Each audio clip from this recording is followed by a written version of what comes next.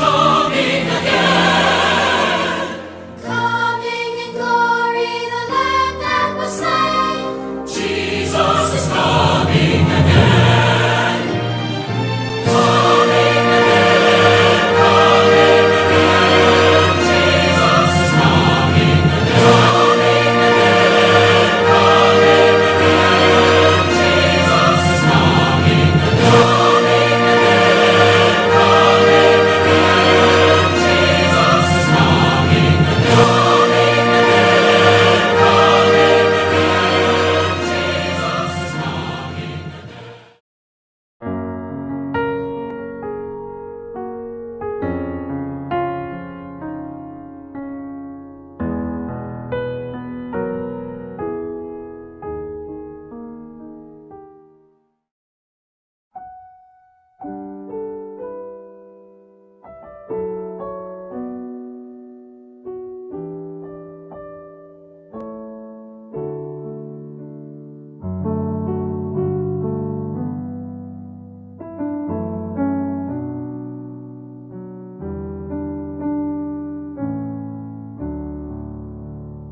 My faith has found a resting place, not in a man-made creed.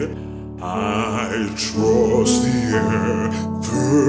ever-living one, that he for me will plead. I need no other evidence.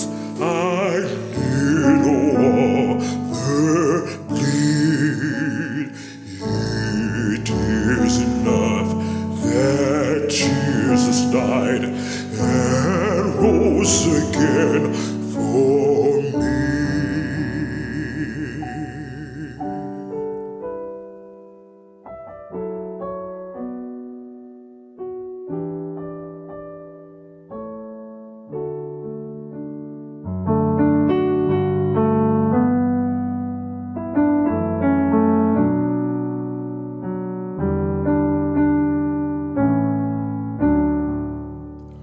Mon espérance est en Jésus, en lui je me confie. Jour après jour, il me rassure, son amour me conduit. Il me relève quand je tombe, il m'aime toujours. Nul n'est semblable à mon sauveur, quel merveilleux amour.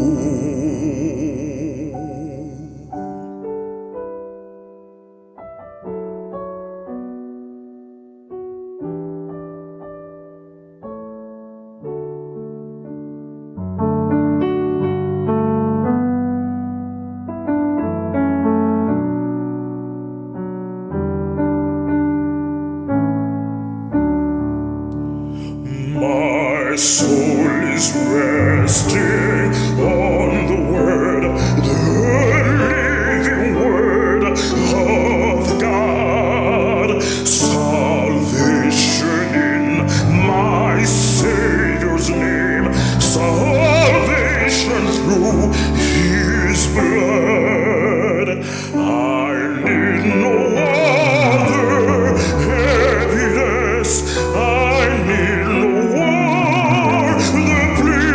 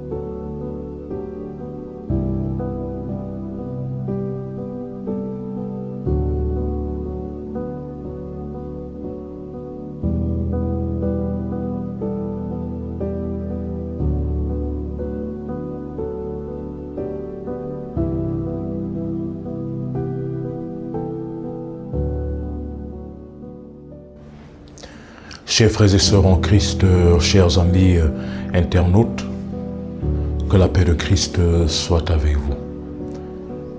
Je suis le pasteur Jean-Claude Nkoubijaba depuis Mané aux Philippines.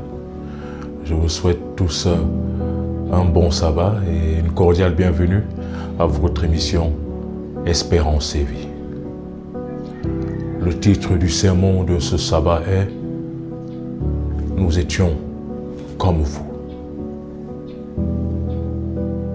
Nous étions comme vous. Prions le Seigneur.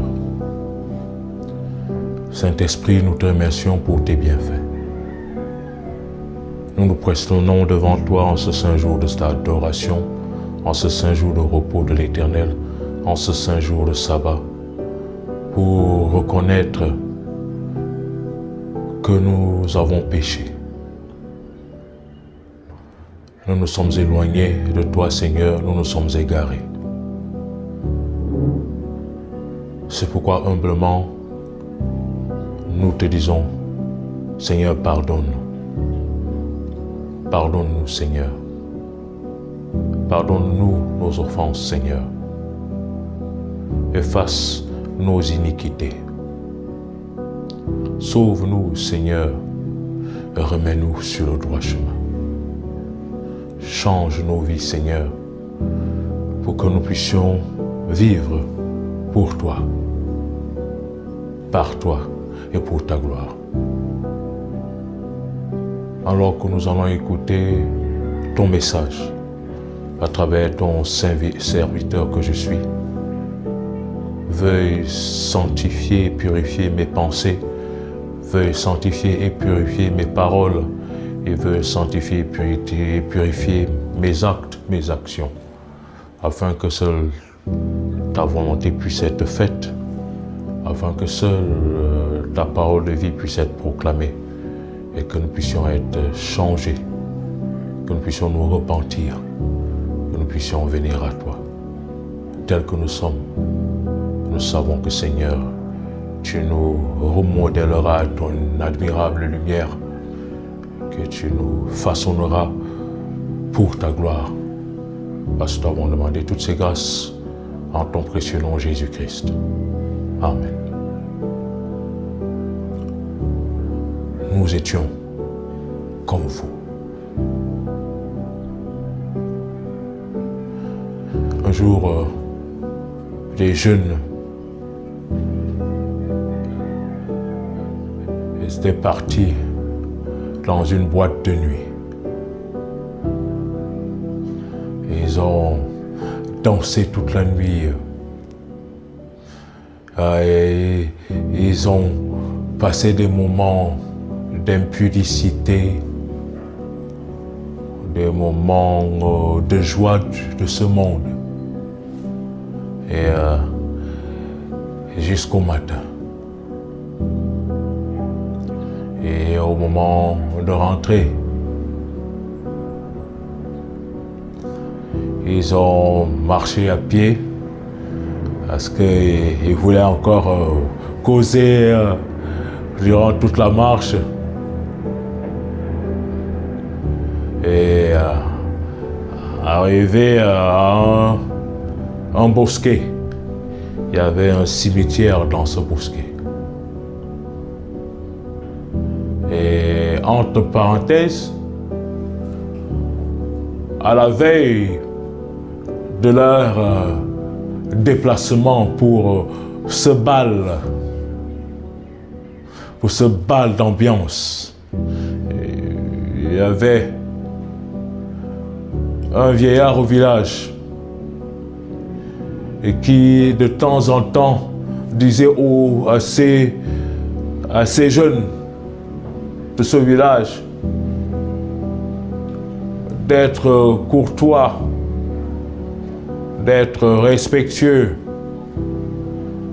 d'aimer et d'être obéissants à leurs parents, parce qu'ils constataient que les jeunes de ce village étaient devenus arrogants, méprisants et faisaient des choses horribles. Et ils s'en foutaient carrément des conseils que leur prodiguaient les sages, les conseils que leur prodiguaient les aînés, les conseils que leur prodiguait le Seigneur à travers sa parole. Ils s'en foutaient. Bon, c'était des gens, quand ils arrivaient pendant les vacances au village, c'est vraiment le rattrapage de la joie et une vie d'impudicité. Ils s'en foutaient pas mal de la loi de Dieu. Ils étaient déjà des grands élèves, d'autres des grands étudiants qui venaient passer le temps au village et ils amenaient des habits, des choses. Vous savez, quand tu sais que tu vas passer les vacances au village, tu apportes les habits pour vraiment t'exprimer, te montrer aux autres jeunes qui viennent d'ailleurs, de d'autres villes, qui viennent au village, ou ceux qui sont sur place, que non, tu n'es rien, non, qu'ils ne sont rien, et que toi tu es un citadin, un élève moderne, une étudiante de la ville, une étudiante, c'est-à-dire que non, l'école que tu fais est supérieure à la sagesse qu'on t'a donnée au village, aux paroles de sagesse. Non, tu n'es plus n'importe qui, et arrivé pendant les vacances, vous mettez à vivre une vie de désobéissance, une vie du je m'en foutisme. Et comme vous savez, on enseigne la philosophie dans les classes de terminale et d'autres même parfois en classe de première. Et dès qu'on l'élève a pris certains cours de philosophie et pof, les histoires de Dieu, c'est pour ceux qui ne sont pas des êtres évolués. Oui.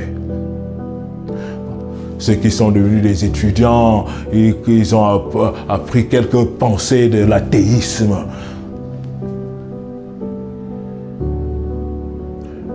Où ils mettent en pratique les théories de la migration de l'âme, la philosophie de la migration de l'âme, la transmigration de l'âme. Mais ils se croient déjà à arriver, mais ils ne se rendent pas compte qu'ils sont même encore plus primaires que ceux qui ne sont pas là à l'école, mais qui craignent Dieu.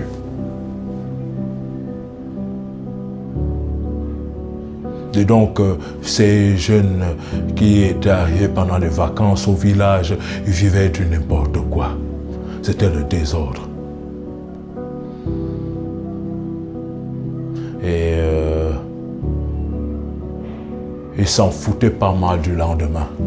Parce qu'ils savaient que la majorité savait que bon, le lendemain est là. Nous avons le temps. D'ailleurs, on doit vivre.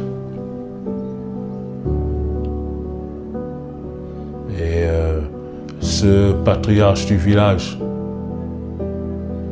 étant fatigué, découragé de conseiller ces jeunes du village, a revenu sur le droit chemin. Et lorsqu'il a appris qu'il partait dans un grand bal, dans un autre village, un village voisin, il s'est arrangé, a écrit sur une parcante, une plaque mettant la peinture. Et sur la plaque, il a écrit « Nous étions comme vous ». Et il a calculé, il a attendu le moment où les jeunes du village sont partis autour de 18 heures. Parce qu'il fallait le village où il y avait le bal commençait autour de 19h30, 20h, donc il fallait quitter au moins le village autour de 17h30, 18h. Marche à pied. Et dès que les jeunes du village sont partis, ce vieillard, ce patriarche, et il a pris sa pancarte, il est allé placer juste à l'entrée du cimetière, dans ce bosquet. Et lorsque donc le matin, les Les jeunes sont venus étant sous, ivres, et d'autres dans la joie, ils chantaient, et d'autres étaient encore dans la mouvance de l'ambiance du bal. Et ceux qui avaient été sortis avaient pu avoir des relations sexuelles avec les filles de ce village, et les filles qui avaient eu des relations sexuelles avec les garçons de ce village-là, elles étaient toutes rentrées dans la joie, et leurs cousins et leurs frères dans la joie, et arrivés au cimetière. Ils ont dit, mais dis donc, mais qui a placé cette plaque? Ils lisent. Et il est écrit à côté, au milieu de ce cimetière à l'entrée. Nous étions comme vous. Nous étions comme vous. Et ceci a choqué ces jeunes. Ça a attiré leur attention. Ils sont arrivés, le cimetière était silencieux. Les tombes à gauche, les tombes à droite, les tombes de leurs cousins décédés, de leurs cousines décédées, de leurs oncles décédés, de leurs tantes décédées, de leurs grands-pères, grand-mères décédés, des frères et sœurs du village qui les avaient précédés dans le pays, dans le monde du silence. Ils sont restés tous choqués, silencieux. Tous ont lu ce qui était écrit. Nous étions comme vous.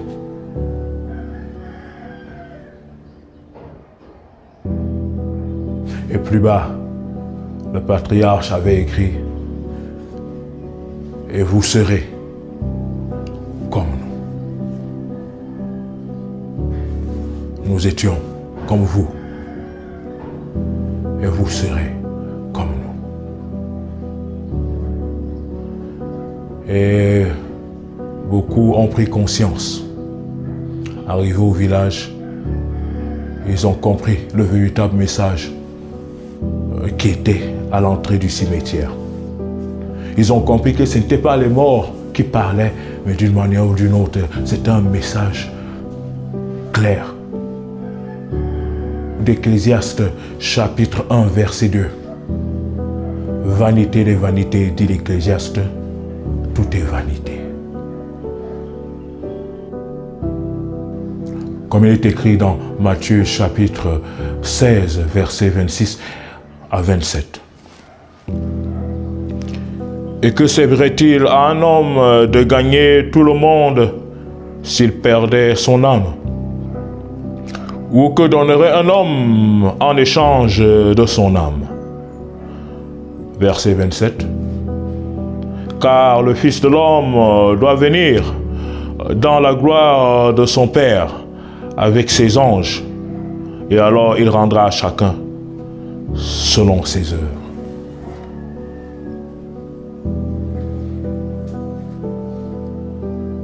Arrivé au village, ces jeunes, au lieu d'arriver chez eux dans la joie, dans l'ambiance, ils sont rentrés chez eux, chacun, la bouche fermée. Le silence, ça a attiré l'attention des autres. Qu'est-ce qui se passe? Est-ce qu'il y a eu mort d'hommes là où ils sont partis?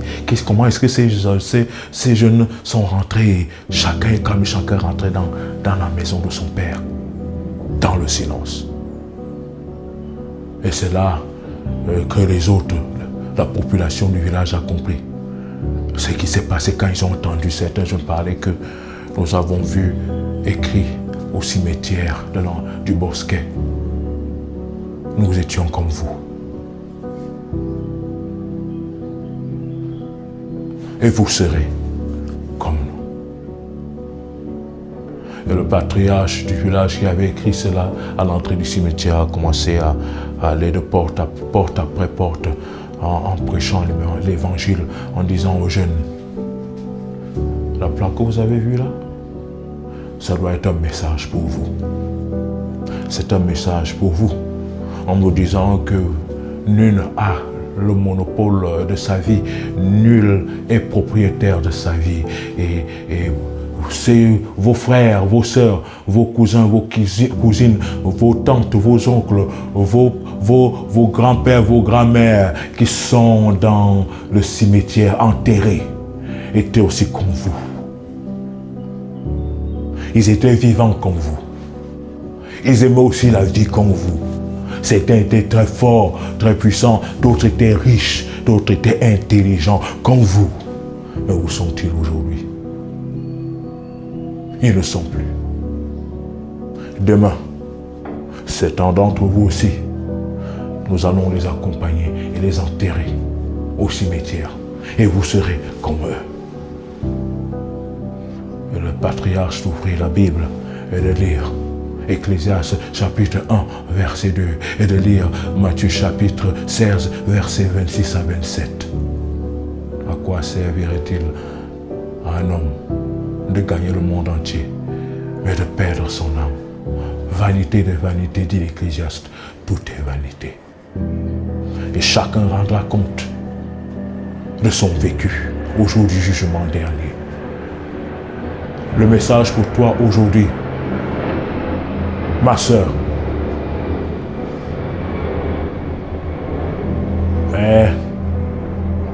rentre si tu entends la voix du Seigneur te parler aujourd'hui. Quel que soit là où tu te trouves, quel que soit ce que tu fais, sache que vanité de vanité, tout est vanité. Tu peux être dans la joie aujourd'hui, mais demain, tu pourrais ne plus être là. Tu peux être dans les ambiances aujourd'hui, mais demain, tu pourrais ne plus être là. Là où tu passes et que tu vois les tombes et les cimetières, un jour, les autres passeront et verront aussi ta tombe. Aujourd'hui, vous êtes dans des ambiances, dans une vie où vous vous en foutez de Dieu. Demain, vous ne serez plus là. Ne croyez pas que la vie vous appartient. La vie ne vous appartient pas. Vous n'êtes pas propriétaire de vos vies.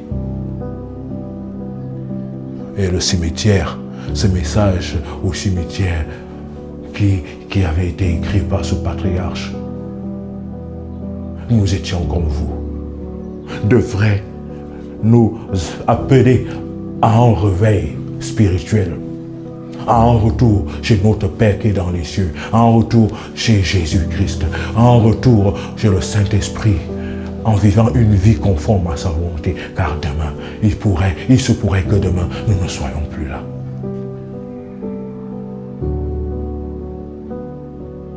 Et quand on enterre une personne, on ne l'enterre pas avec son argent et ses richesses. On ne l'enterre pas avec ses diplômes. Et même ceux à l'époque des pharaons, des grands hommes d'État qui avaient été enterrés avec leur richesse. Et que s'est-il passé? Les tombes des pharaons ont été quoi? Ont été saccagées, on a volé les richesses de ces pharaons. On s'en fout. Vous étiez puissant quand vous étiez vivant, mais une fois que vous êtes mort, c'est fini. Plusieurs de ces tombes ont été pillées. N'oublie jamais ce message, ma soeur, mon frère. Du cimetière, nous étions comme vous.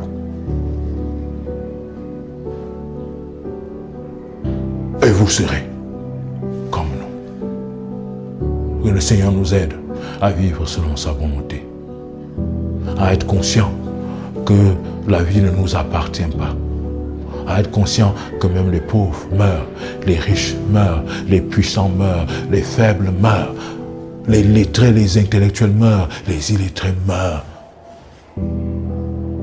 Tout le monde meurt, tout le monde mourra. En dehors de ceux qui seront encore vivants au jour du retour de notre Seigneur et Sauveur Jésus-Christ. En dehors de cela, tout le monde mourra. Préparons donc ce jour-là, alors que nous sommes encore vivants.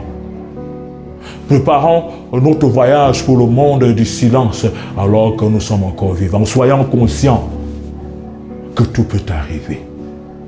Il est mieux de mourir ayant l'assurance de la vie éternelle que de mourir sans l'assurance de la vie éternelle. Nous étions comme vous.